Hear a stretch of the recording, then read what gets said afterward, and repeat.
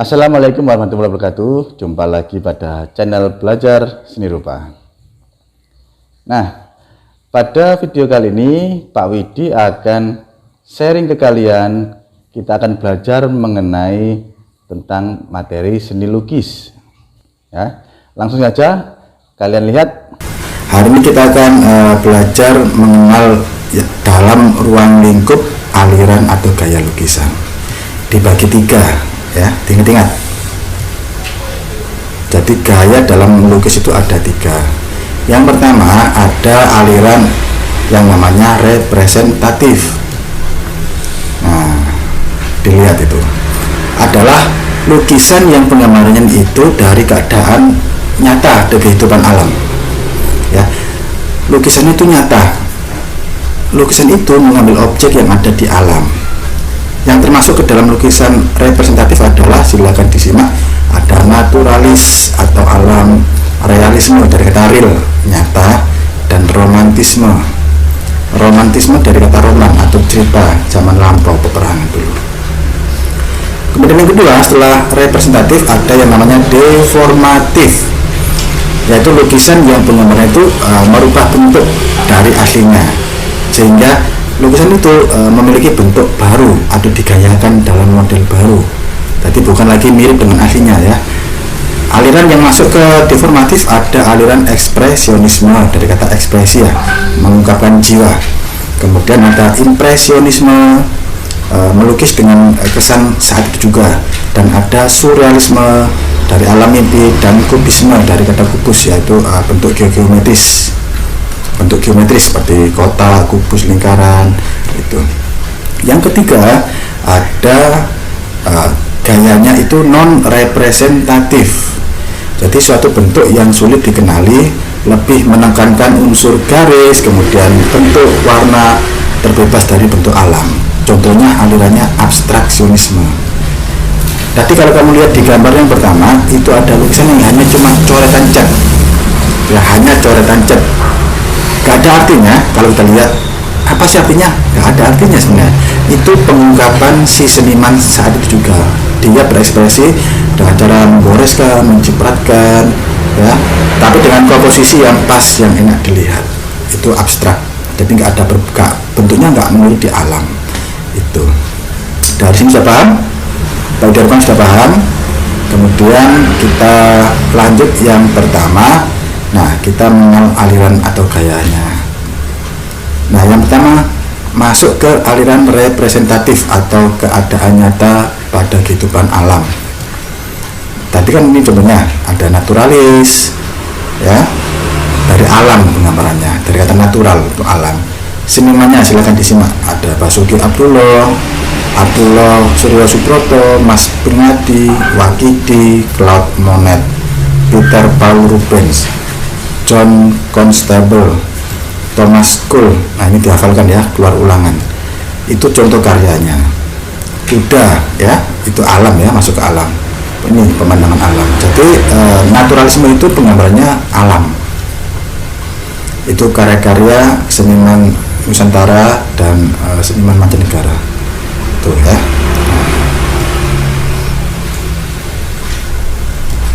Sudah, lanjut. Yang kedua ada realisme dari kata real. Real itu nyata.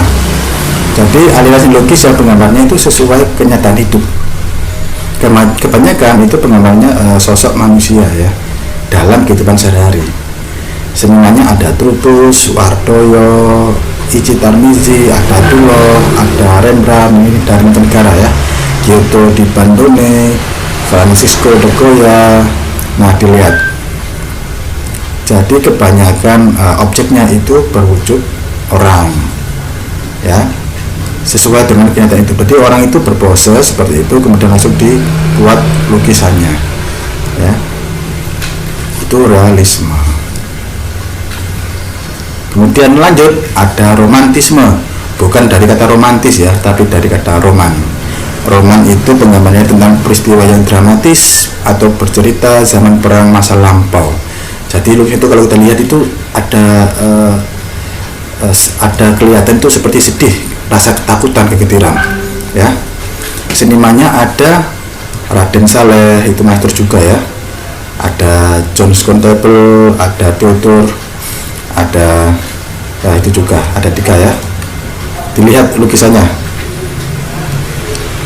ya, itu jadi menceritakan zaman peperangan ya, cirinya itu.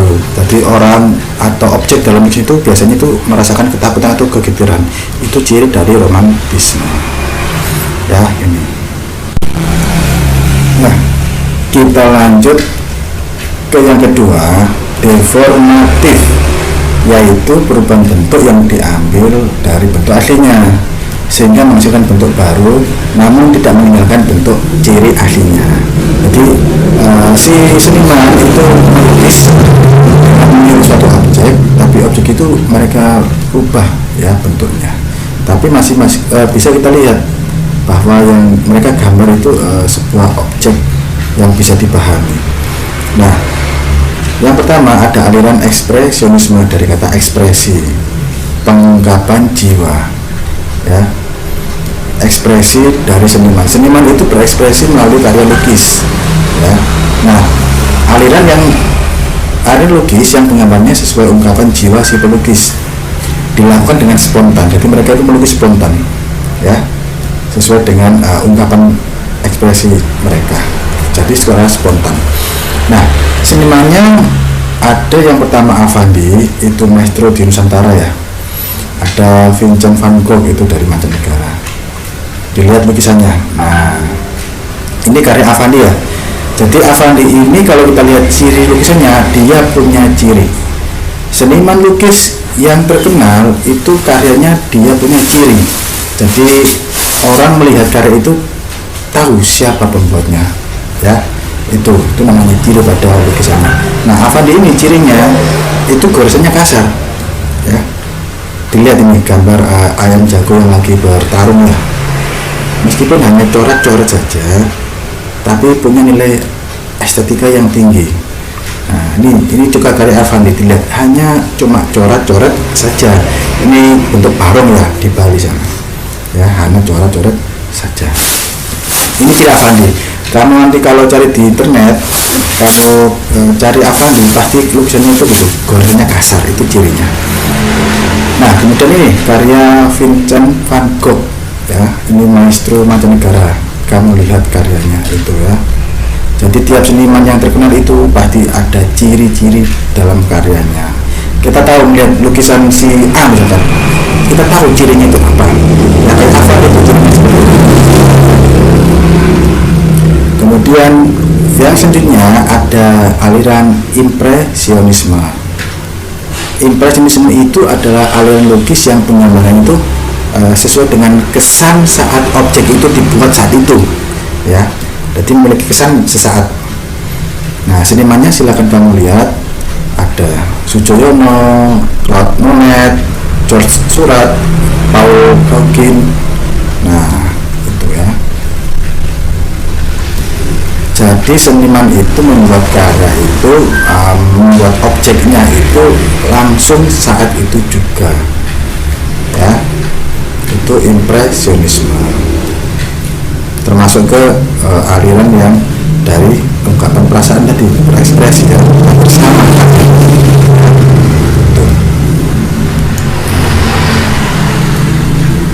Kemudian kita lanjut, ada surrealisme. Kalau realisme kan dari kata real, kalau surrealisme berarti bukan kenyataan. Artinya aliran lukis yang penggambarannya dari alam mimpi atau khayal. Senimannya ada Sutipio, kemudian Salvador Dali. Dilihat gambarnya ini. Nah, lukisan itu kalau kita lihat itu khayal ya, khayal seperti ini kamu lihat. Itu kan kayak sosok perempuan di atas seperti alam, itu khayal, imajinasi, berarti masuk ke surrealisme. Dilihat lagi. Nah, gambar apa itu? Gambar Semar ya, tokoh pewayangan Jawa. Di kehidupan nyata kan nggak ada itu. Dari khayalan atau imajinasi si seniman dituangkan dalam bentuk karya lukis seperti itu. Itu namanya aliran surrealisme. Nah, ini karyanya Dali ya. tajamnya kayak lumer gitu ya, mel gitu. Nah, kan khayal berarti masuk itu cirinya, gambar itu terlihat khayal. Nah, ini juga ya. Nah, ada seperti sosok perempuan memiliki sayap kupu-kupu di tengah buku. Artinya apa sih? Nah, yang tahu artinya ya si pembuatnya itu, mengapa dia melukis seperti itu.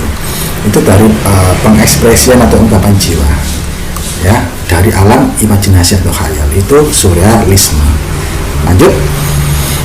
Yang selanjutnya, keempat, ada kubisme dari kata kubus, yaitu aliran seni lukis yang penggambarannya itu berupa bentuk geometris. Jadi bentuknya tuh seperti kotak-kotak tersusun ya. Itu kubisme. Senimannya silakan diamati.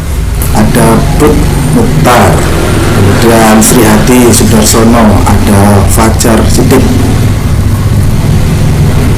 ada Mukhtar Abin, Pablo Picasso, itu yang mancanegara. Dilihat, silakan diamati. Kira-kira itu objeknya apa kalau kamu lihat? Seperti manusia ya, betul. Objeknya itu merubah, ya, merubah wujud aslinya, berarti deformatif ya. Tapi tidak meninggalkan ciri. Nah, kalau kita lihat sekilas seperti manusia, orang, betul. Tapi terkotak-kotak. Nah, itulah arti dari kubisme. Dilihat, kira-kira apa objeknya itu? Sama ya, orang. Itu perempuan Bali ya, memakai pakaian adat Bali sana ya. Kisah kita amati, tapi kalau kita amati mulai kelihatan ya, nah, itu objeknya manusia ya, seperti kotak-kotak geometris. Itu kubisme. Nah, kubisme juga ada yang objeknya itu tidak meniru alam, seperti ini, abstrak ini ya, hanya berupa si seniman itu membuat objek-objek saja, tidak meniru di alam. Itu abstrak. Jadi abstrak kubisme ya. Ini juga silakan diamati, apa objeknya kira-kira. Ini objeknya itu kumpulan rumah, ini rumah-rumah ya, di pinggir pantai. Ini pantainya ya, lautnya. Pada waktu siang hari ini mataharinya itu ya, emang agak sulit kita cermati, tapi kalau kita amati itu mulai kelihatan bentuknya terus. Nah, ini juga ya, unik bentuknya, itu kubisme. Kemudian yang terakhir masuk ke non representatif ya, suatu bentuk yang sulit dikenali, lebih menekankan unsur garis, bentuk, warna yang terbebas dari bentuk alam. Jadi seniman itu tidak meniru apa yang ada di alam ya, tidak meniru di alam, tidak meniru di alam mimpi. Mereka hanya berekspresi saja ya, hanya menggunakan unsur-unsur dalam seni rupa. Kan ada titik, garis, bidang, bentuk, warna, tekstur, berang. Mereka menggunakan unsur-unsur tadi, diterapkan pada karya lukisnya. Senimannya atau yang termasuk ke non representatif ada abstraksionisme ya. Itu tidak, kalau kita lukisan yang bentuknya itu nggak mirip ya, hanya berupa coret-coret saja, itu berarti masuk ke abstraksionisme. Nanti ada Amri Yahya, kemudian Fajar Siddiq, Bud Mukhtar, Ahmad Sadali. Nah, dilihat, meskipun hanya berbentuk coretan saja, tapi kalau kamu lihat nih, bentuknya indah ya. Nggak hanya mencoret-coret, tapi dipikirkan dulu komposisinya, pemilihan warna, itu mereka pikirkan juga. Dilihat lagi, nah itu ya. Kalau ini kok seperti geometris bentuknya, berarti masuk ke abstrak kubisme ya, abstrak yang berbentuk kotak-kotak seperti itu. Ini juga ya, nah, itu bentuknya abstrak, sulit dibeli karena tidak meniru yang ada. Sampai sini dulu ya, jangan lupa kalian subscribe ya, dan tekan tombol lonceng notifikasinya agar kalian dapat updatean terbaru dari channel Belajar Seni Rupa. Jadi Pak Widi akhiri, kurang lebihnya Pak Widi mohon maaf. Barakallahu fikum. Wassalamualaikum warahmatullahi wabarakatuh.